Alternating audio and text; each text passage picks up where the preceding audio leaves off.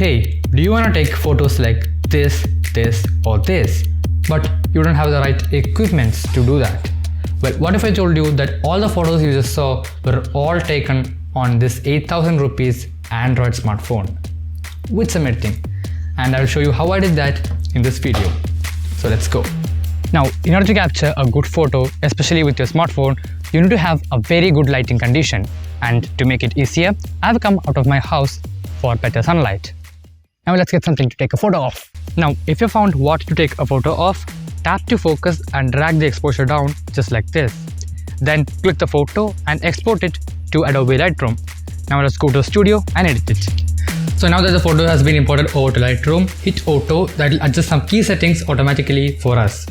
After that, hit Light, where we'll be lowering the exposure, the contrast and the highlights all the way down. Then the shadows a little bit, then the blacks. Now next we'll be dealing with the curves, and if you are new to the curves, I'll just briefly explain what it is. So at first create 3 points here, and here this is the blacks, and this is the shadows, this is the midtones, this is the highlights, and this is the whites. So what we'll be doing here is we'll be creating an S-curve, and then we'll be adding a film matte look. So I'll show you how. First, lower the shadows, that will darken the shadows and that will make the details less visible.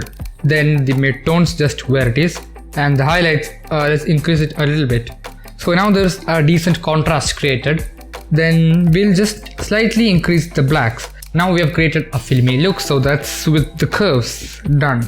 Then go to the color tab, and here we'll be adjusting the temperature and tint according to our picture. So I'll want the temperature at around 2%. And then the tint at around -2. Yep. Then we'll be lowering the saturation but increasing the vibrance. Now here's the difference. When you increase saturation, the overall saturation of the image will be increased, but when you increase the vibrance, only the warm tones will be increased. So that's why I'm increasing the vibrance, decreasing the saturation. Now let's head over to the color mix, and here we'll start with the red. We'll be moving it towards pink, and then we'll be reducing the saturation. Now let's go to the greens, and we'll be moving it towards yellow. Then we'll be again reducing the saturation. Then over to the orange, we'll be changing it towards red. So now let's move the blues towards the teal.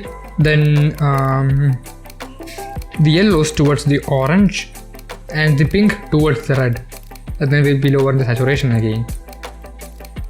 So this is the difference. That's good.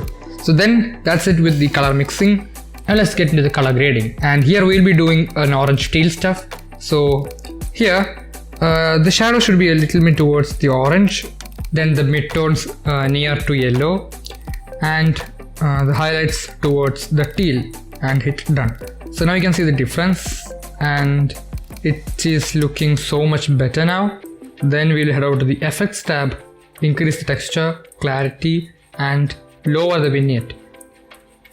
So here the pink and green are exactly opposite, and they're like complementary colors. So the pink stands out, and we have desaturated the greens, and that's why this image has a special kind of contrast. It's a bit cliche, but still it is okay, and it is good to our eyes. And we will be increasing the greens over here. Okay. Then share, export as, include watermark, because I like to include my watermark in my images so that copyright issues. Then hit tick, and we are done. We are exported the photo, and you can now upload it to your social media. Enjoy the likes and stuff. Anyway, that's how we do it, and I literally made tons of pictures just with this trick, especially during my trip last week. Speaking of which, if you haven't watched my montage that I filmed last week, click here, and until next video, I'll see you later.